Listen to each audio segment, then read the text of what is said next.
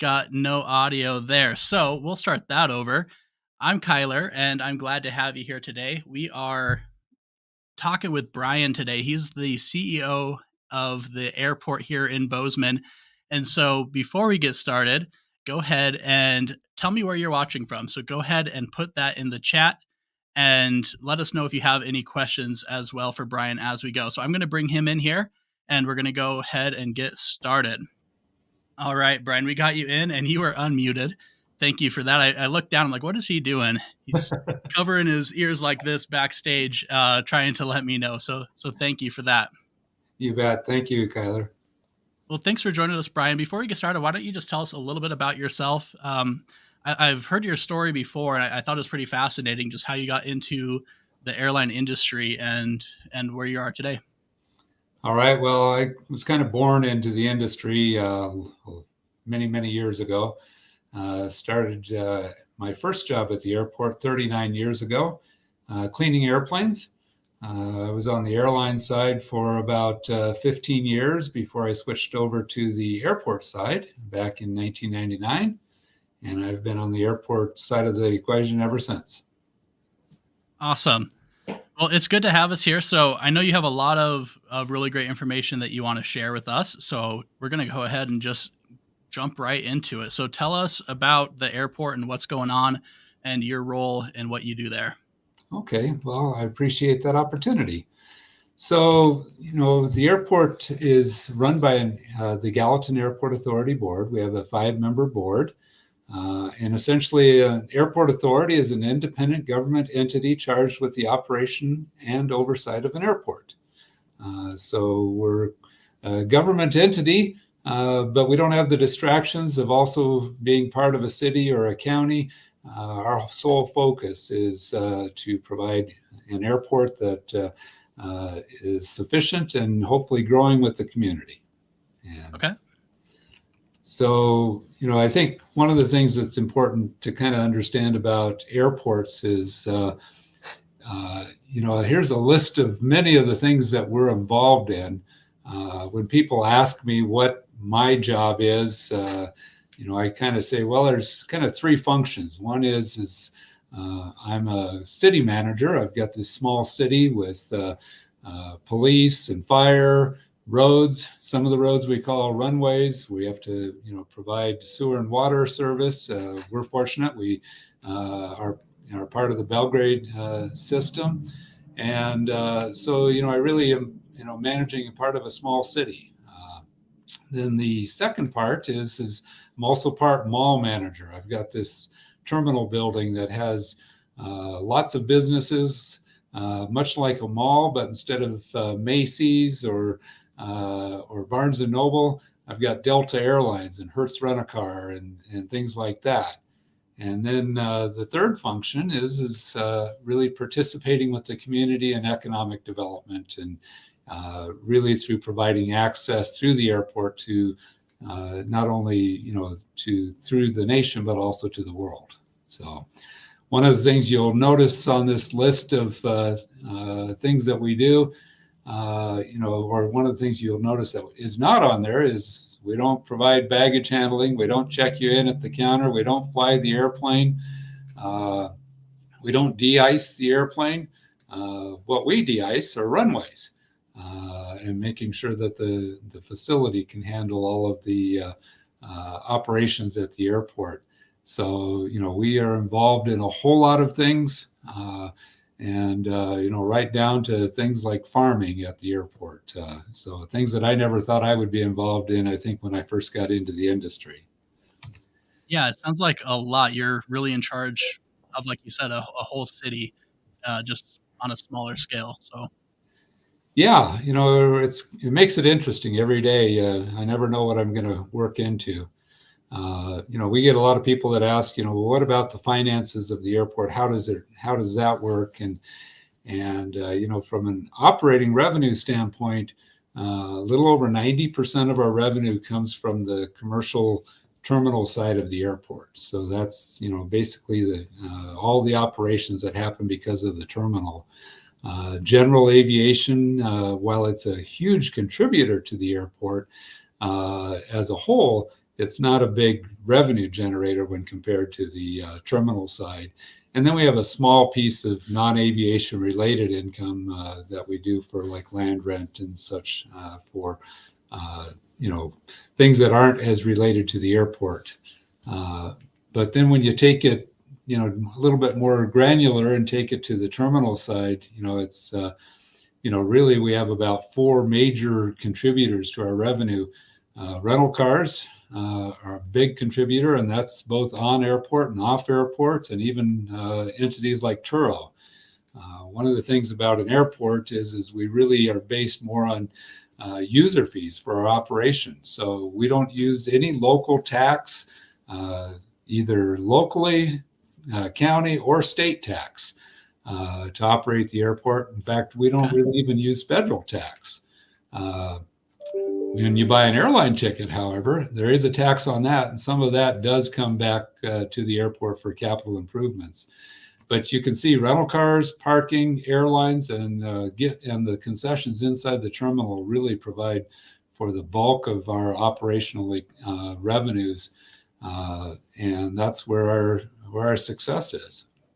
Yeah, I've always found that interesting. So before I got into real estate, I worked in the rental car industry. I worked at Enterprise, and then I worked at Toyota Rent a Car. And that's always something that I heard, that airports are actually making their money off of rental cars. And so to see that broken down like that is pretty fascinating to me, on just how big the rental car operations are in a touristy location like that. And it's really by design. Hmm. One of the things that I think that is important to note is the airlines, while they're a significant contributor, our focus really is to minimize the cost for the airlines, because if we don't have the airlines here, we don't need rental car companies or parking lots or anything like that. So really we focus on making sure that we're as efficient as we can for our airline rates and charges, because if it's not efficient or cost effective for them to be here, the whole pyramid Yes. falls apart. Yeah, that makes a lot of sense. So from a airport standpoint, we like to kind of show where we have our nonstop service to, and this is a big difference from 20 25 years ago, when we had service to Seattle, Salt Lake City, Minneapolis, and Butte. So You've come a long ways. come a long ways. And one of the interesting parts about our service is it really is catching the entire country. Some of it, particularly more eastbound, is more seasonal in nature. A lot of that's because of certainly the interest in coming out to Montana for either winter or summer tourism.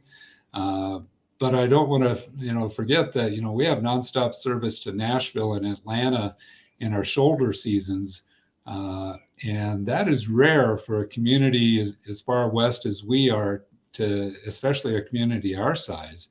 And so there's a uniqueness here in Southwest Montana that really supports having air service throughout the country.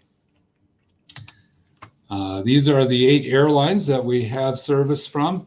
If you take these 8, there's not very many airlines left that we don't have flying into Bozeman.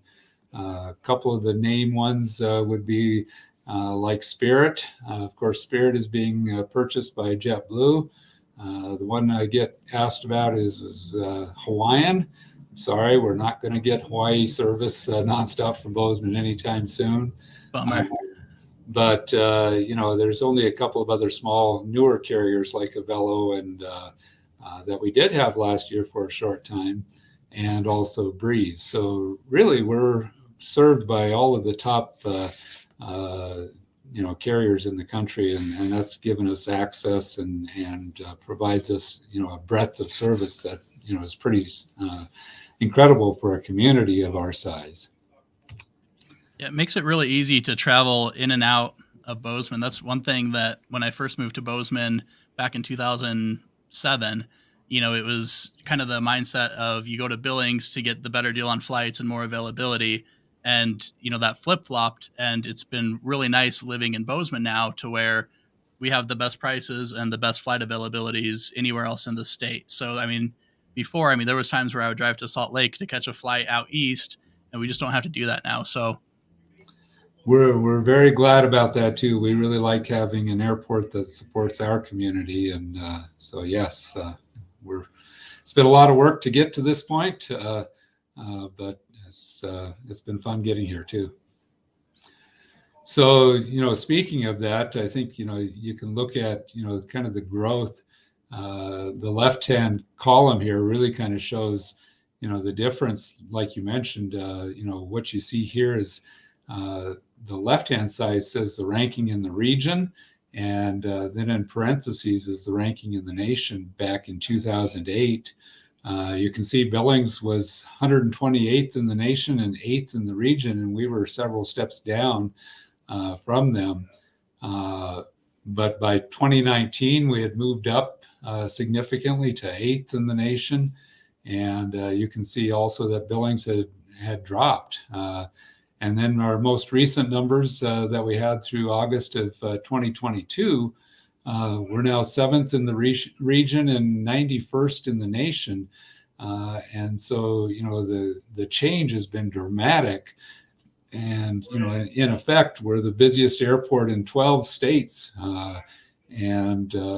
That's, I think a significant achievement for the community, especially when, we're really talking less than 150,000 people to be able to see this. You can see a number of those cities that are ranked lower than us that are actually much, much larger. yeah, it's pretty fascinating the size of our operation compared to, you still think of Bozeman as a relatively small town. Yeah. And this, to kind of put the state of Montana in perspective, this is the year-ended numbers through September 2022. So, for the 12-month period, and you can, kind of see the vast difference in, what we're seeing through our airport now compared to airports in Missoula or Kalispell or Billings. We're doubling the size of any one of those airports. And we're expecting that by the end of the calendar year in December, we'll hit right at about 2.25 million passengers in and out of the airport, which I know 20 years ago we were talking about 400,000 passengers. So it's a significant change, and just looking at all of the terminal areas, you definitely notice it. Yeah, it's pretty startling to have basically double the population of the entire state traveling through this one airport. Yeah, some days we feel it more than others, especially around the holidays. I'm sure. So, I think, COVID obviously had some impacts. This chart kind of looks at where we were pre-COVID in 2019 and how things changed in 2021. The orange, kind of orangish yellow bar, you can see that up until March of last year, we were still trending behind 2019 numbers.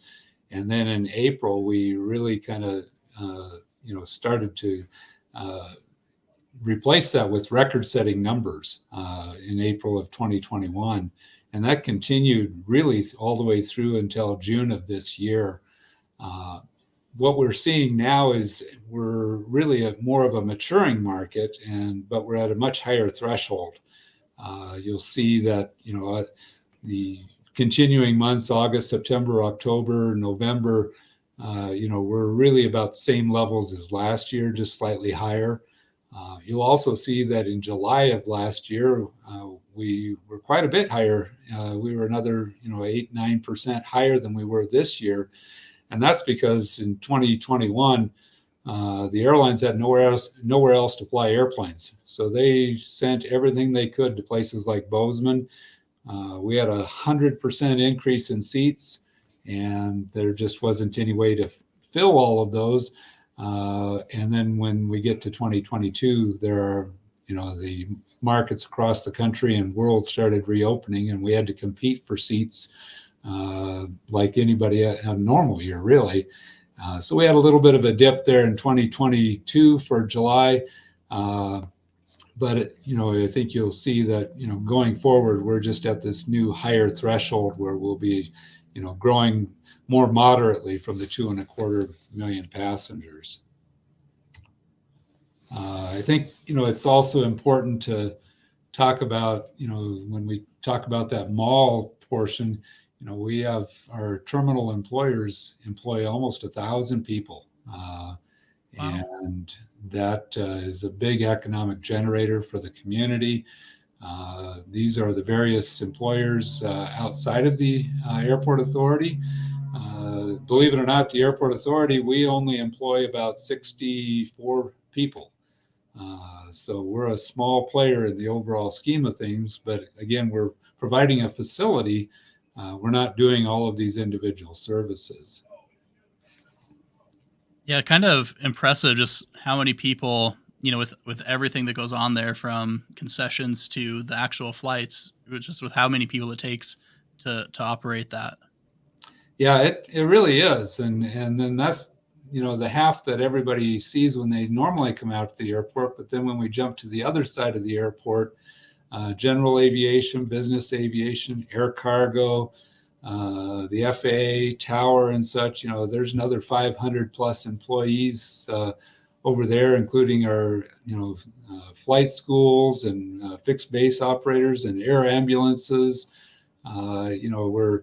We just see that, there's a huge component of people that work out here, and they're our friends and neighbors, and it makes for a very dynamic environment. Absolutely. So, while we talk a lot about passengers, because that's kind of what most people are kind of interested in, I think the other side of the equation is what happens on the airfield and how busy is the airfield. And so we measure that by what's called a tower operation, and that is a landing or a takeoff on the runways. You can see this is historical. Blue is Billings and red is Bozeman. Going back to year 2000, we were really in the rest of the pack with other airports other than Billings, but we continued to grow, and going into 2021, we're the busiest airport in both passengers and operations. We'll continue to see that in 2022. But it's interesting because every airport's different. A lot of our operations are through general aviation and flight schools. Billings, on the other hand, they have essential air service to eastern Montana, and they also have a significant cargo operations. So we all have our focuses. Helena and Great Falls have a lot of activity based upon the National Guard. And you go to Missoula, and they have a lot of aircraft that are used for firefighting that are based out of Missoula. So we all serve a very different need in the state. It's just interesting to see kind of the perspective of the growth that we've seen here, not just in passengers, but also in operations and at the airport. It's surprising how close that blue line of Billings is to Bozeman. Just when we looked at the difference in passengers flying through here and seeing how close it is on the actual amount of flights taking off and landing. So pretty interesting, just with how the different airports are used in different ways.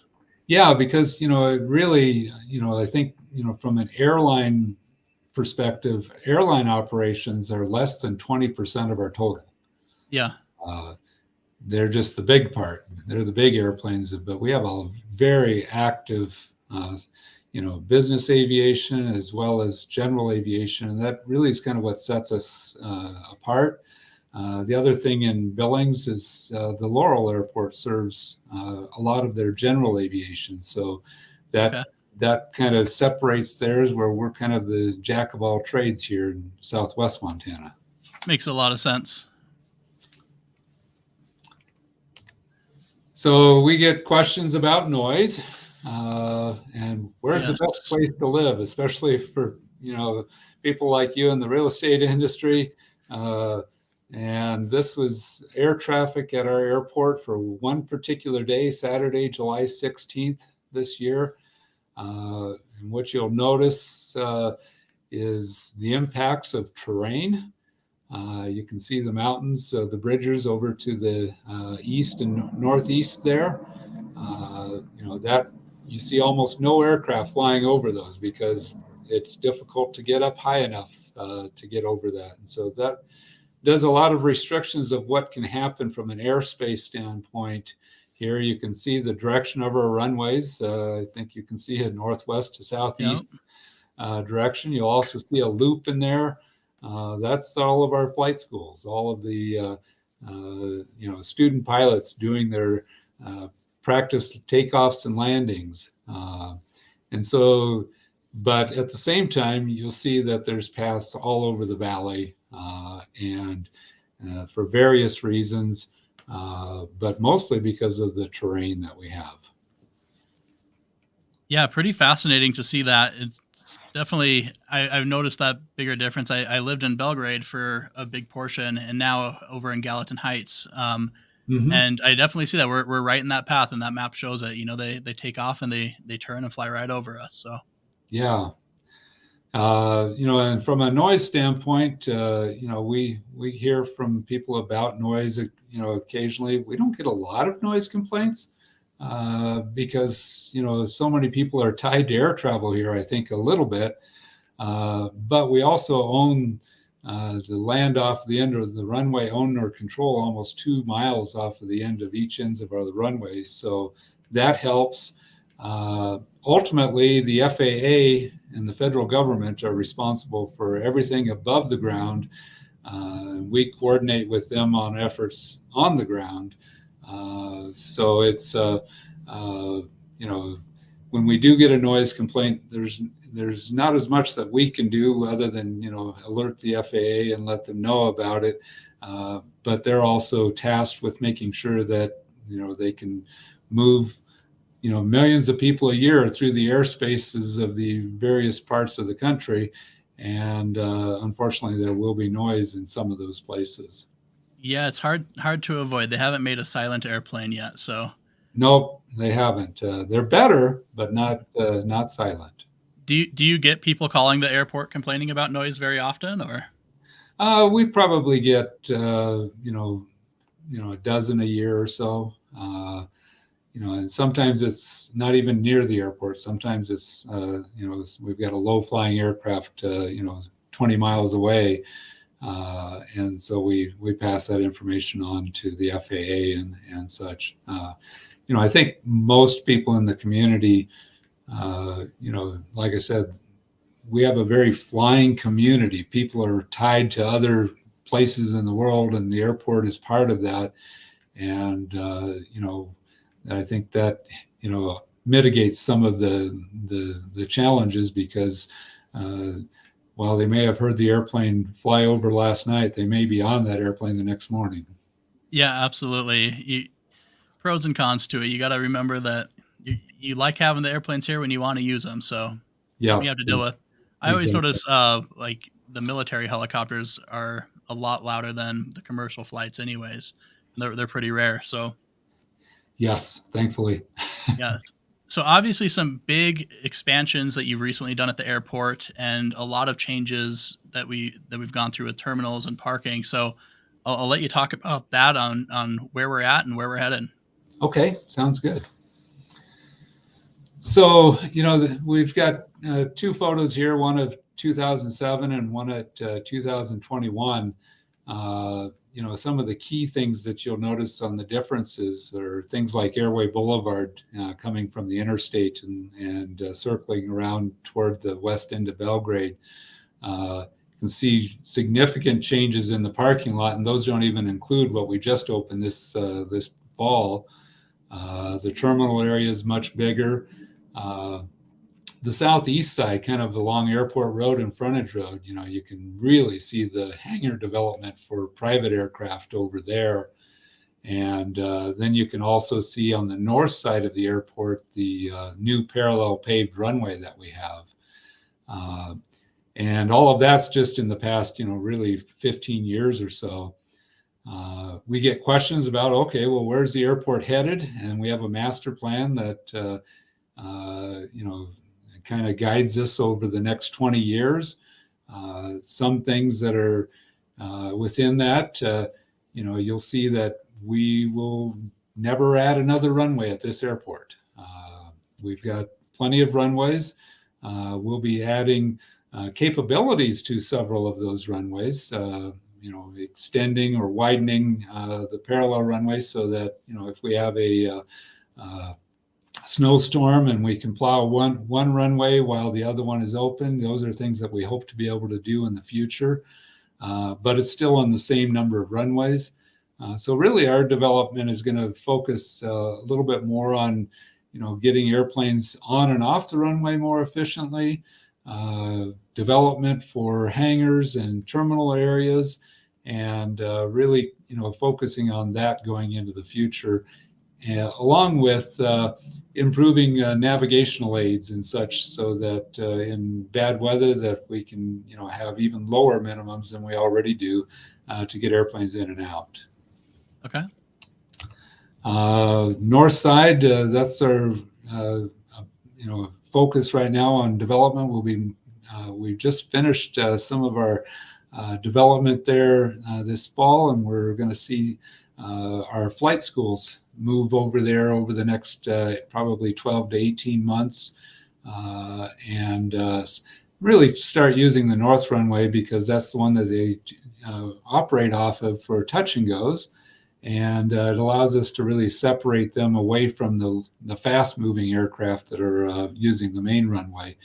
Helps make it a little bit cheaper for student pilots to get their licenses and such, because they're spending less time waiting for takeoff and landing by being on their own runway, essentially. We're in about the halfway part of our outbound baggage system. This is about a $22 million project that was made possible by the completion of our concourse extension 2 years ago. Many people have flown out of the B concourse and the new concession areas over there, but down below we had to have that space in order to build this new system. It's about 3,000 linear feet of baggage belt. Wow. So it's a big endeavor for us. It's also going to be one of the first, if not the first, baggage system in the country where the passengers can bring their oversized items like skis or golf clubs to the ticket counter, just like every other piece of luggage they have. And both the skis and golf clubs and baggage will be delivered to the exact same spot to the airline, so that it helps them get it to the aircraft faster and more efficiently. We just have a much higher percentage of skis than a lot of airports in the country. I'm sure, having both resorts that you're servicing with Big Sky and Bridger, I'm sure that you get a ton of skis this time of year. One thing that I heard you talk about previously was how skis can trigger the alarms for explosives. Can you talk a little bit about that? Yeah, well, that's an interesting part of both skis and golf clubs both. When the TSA is scanning for explosives, these are really sensitive scanners, because if you're up skiing and, they use explosives for avalanche control, there's a good chance your skis are going to have some of that residue on them when they go through airport security. Same thing for golf clubs, only instead of explosive residue, it's now fertilizer that was used on the golf course. And so, not to recommend everybody clean their skis and golf clubs before every time they fly, but it might make it a little bit easier for them to get through security without having to be checked. That's fascinating. So that new system that you have, I heard you saying that that's going to make that whole process more efficient. Is that correct? Correct. Yes, it'll be a lot more efficient, and it'll triple the capacity of what we can handle as well. Okay. Yeah. So lots of work on parking. Parking has been one of the biggest changes since COVID. Uh, this year, for example, we're going to be up about probably 17% in passengers. But for the passengers that are that live in Montana that are flying out, we're actually going to see that increase closer to 30 to 35%. And they tend to use parking lots. And so we've been really pushing to expand our parking lots. We thought we were getting ahead of the game this year. The yellow parking there was opened up this fall. We felt earlier this year that would probably be sufficient for getting through the holidays. But the growth has just continued throughout that time frame. And we actually had to overflow again this Christmas season by about 200 cars, just because that's how big it is. We had over 3,600 cars overnight over the peak of Christmas. Oh wow! But at the same time, parking is just one part of our challenges. The other part is our terminal curbs were extremely undersized. I think for many people, our arrivals curb prior to us opening the new one had 9 parking spots. Yeah. You can imagine having 3 or 4 150-seat airplanes arrive in a 20-minute period. There was no way to accommodate that number of cars and people picking up people. So we created a new curb, and you can see it over there just above the green area. And that curb there, is the entire length of the terminal. And believe it or not, we were filling up probably 3/4 of that curb with our arrival traffic over the holidays. So it was working really well, but you can tell that the 150 cars would never have fit in the 9 stalls that we were using in the former arrivals lane. We'll be continuing to work on improvements there. We're hoping to have that partially covered here in the next less than 12 months or so. But we're also looking at a dedicated area for people to park and come into the airport, especially with 1 hour free parking, because for many people, they're picking up their relatives and such, and the airplane never arrives exactly when you hope it does or when you get to the airport. And then even when it does arrive, they still have to wait for their bags. And I don't know about you, but I kind of like being with my family and friends that have just arrived right away. So I'd rather wait inside the terminal with them. And so we're going to be creating a more dedicated spot for people to do that as well. And hopefully have that open up here in the next few weeks or so. Okay. And so is the main, that new curb, that sounds like it's already open and in operation? Yes, it is. Okay. Yep. And then with the shift towards having it set up more towards people going inside to meet them with free parking. So we actually have a question. So Juno asks if curbside pickup will be phased out eventually.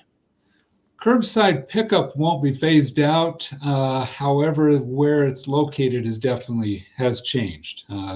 Right up next to the terminal, we just don't have the space anymore to do that.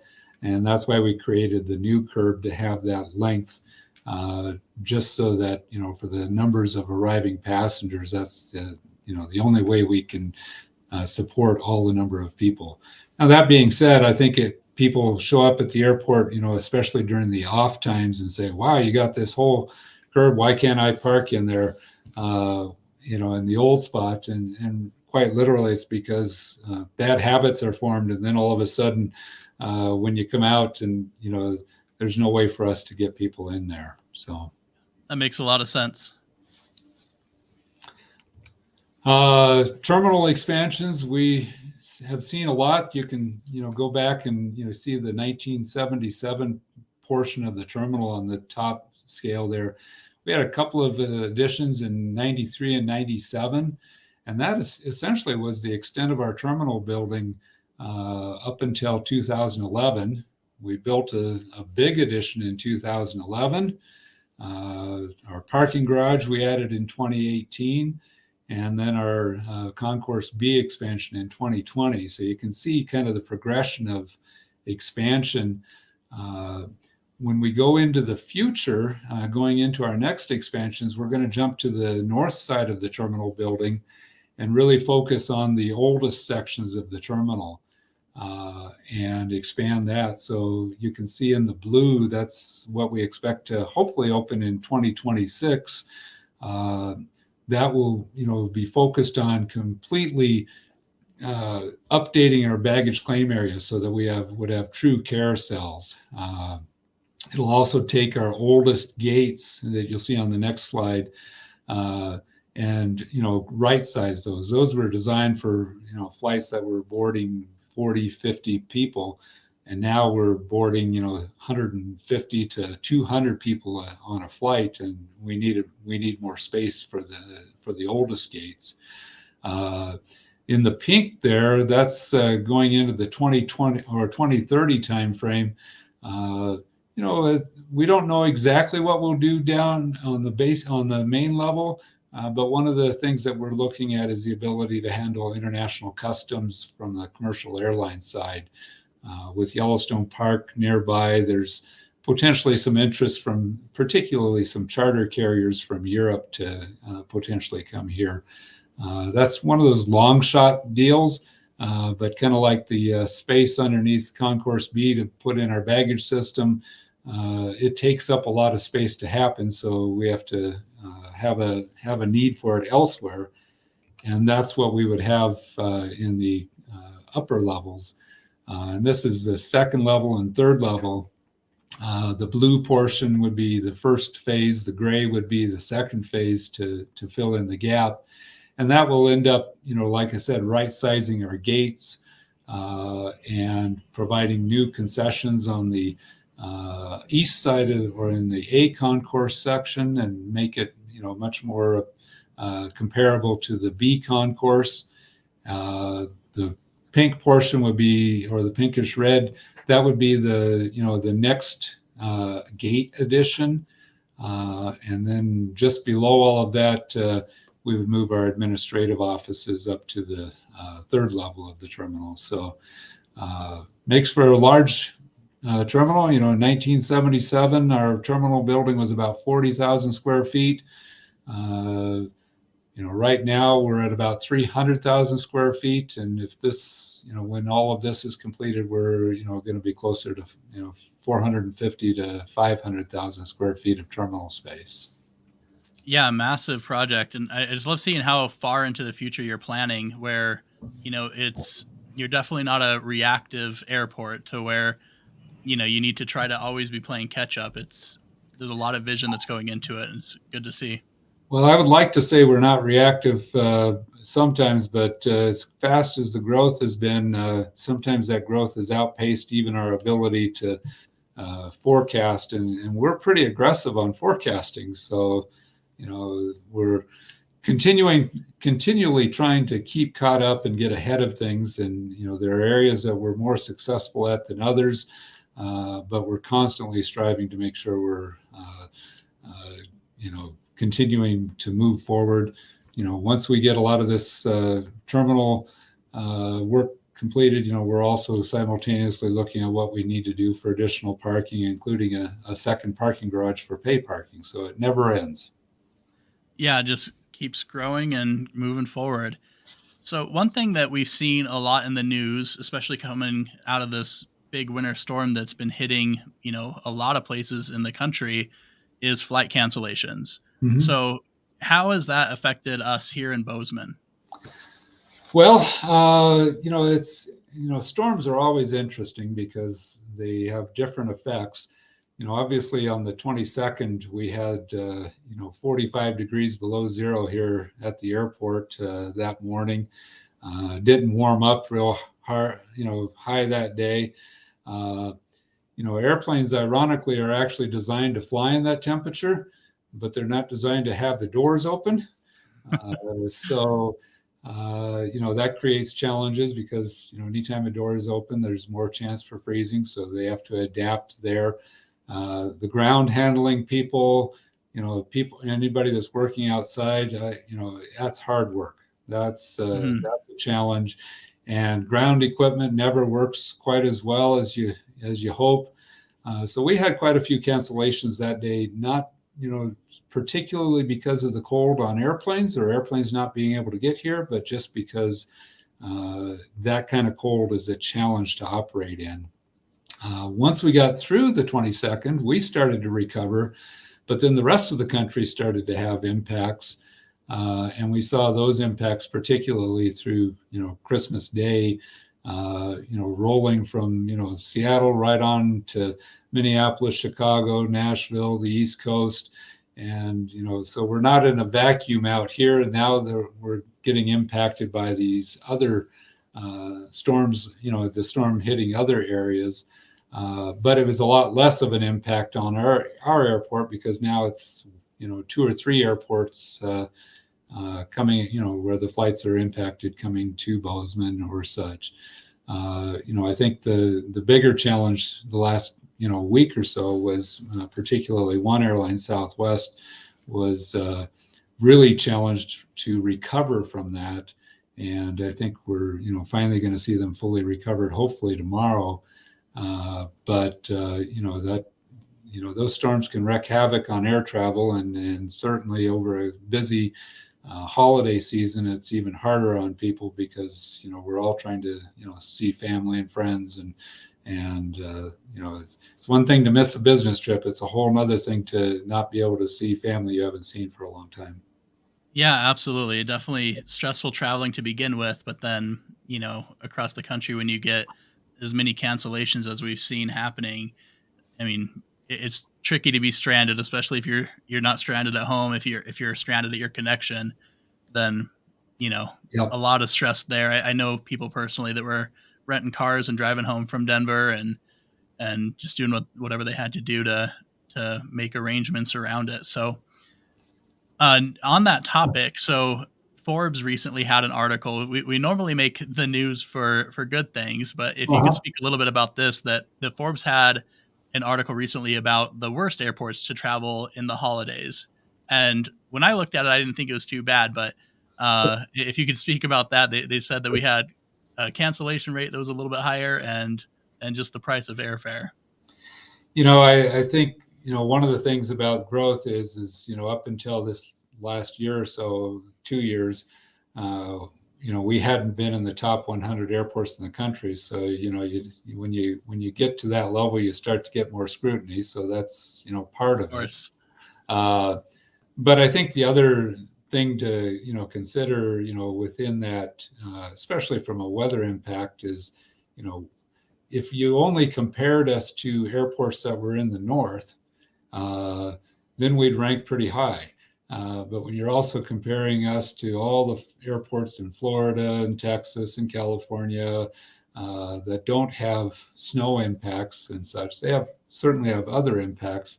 We're gonna show up because winter happens here. Yes, Uh, it does. and the other, kind of from an airfare standpoint, it's difficult to look at a comparison just because, again, we're looking at certain markets that are, kind of more like us. And that's going to be like Boise or Salt Lake or Denver you're kind of in that mountain time zone in the middle of the country where, you're going to fly a long ways to get places. And that means if you're going to fly a long ways and the fuel prices go up, you're going to be paying more for fuel for the airline to operate than if you're doing a quick jaunt between San Francisco and LA.